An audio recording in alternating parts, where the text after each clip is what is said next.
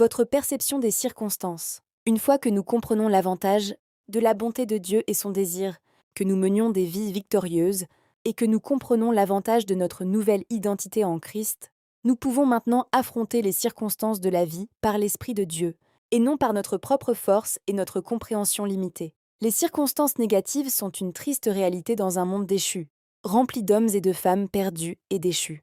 Non seulement la planète souffre de la malédiction du péché d'Adam, mais l'humanité souffre également de la corruption qui a été déchaînée par ce même péché, la maladie, les traumatismes, la pauvreté, le désespoir, la dépression, les intempéries destructrices, l'injustice économique. La guerre et la peur sont autant de réalités auxquelles nous sommes fréquemment confrontés. Notre réaction face à ces défis dépendra de notre vision de Dieu et de nous-mêmes en tant que ses enfants. Le chrétien qui comprend les avantages considérables de la nouvelle naissance, du nouveau royaume, du pouvoir des mots et de l'amour de Dieu pour ses enfants peut aborder les circonstances avec un niveau de foi que les incrédules et les perdus ne comprendront jamais. Tandis que d'autres se résignent à leur sort, le croyant a compris la volonté bonne, agréable et parfaite de Dieu. Ne vous conformez pas à ce monde, mais soyez transformés par le renouvellement de votre esprit, afin que vous puissiez discerner la volonté de Dieu, ce qui est bon, agréable et parfait. Romains 12, 2. Comme vous pouvez le constater, la vie d'avantage que je décris est une vie proactive.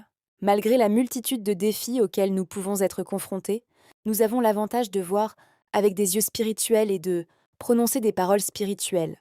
La foi est une expression de notre communion avec le Père. Comme Jésus, nous sommes appelés à voir ce que Dieu fait et à agir en conséquence, je dis au monde, ce que j'ai entendu de lui. Jean 8, 26. Jésus leur répondit, en vérité, je vous le dis, le Fils ne peut rien faire de lui-même, sinon ce qu'il voit faire au Père, car tout ce que le Père fait, le Fils le fait pareillement.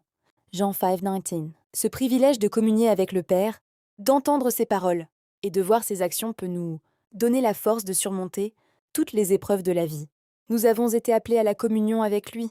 Dieu est fidèle, lui qui vous a appelés à la communion de son Fils.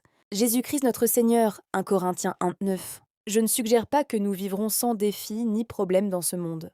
Mais lorsque vous comprenez vos avantages en tant qu'enfant de Dieu, votre approche de la vie sera remplie de foi et de paix plutôt que de fatalisme et de peur. Vous avez l'avantage.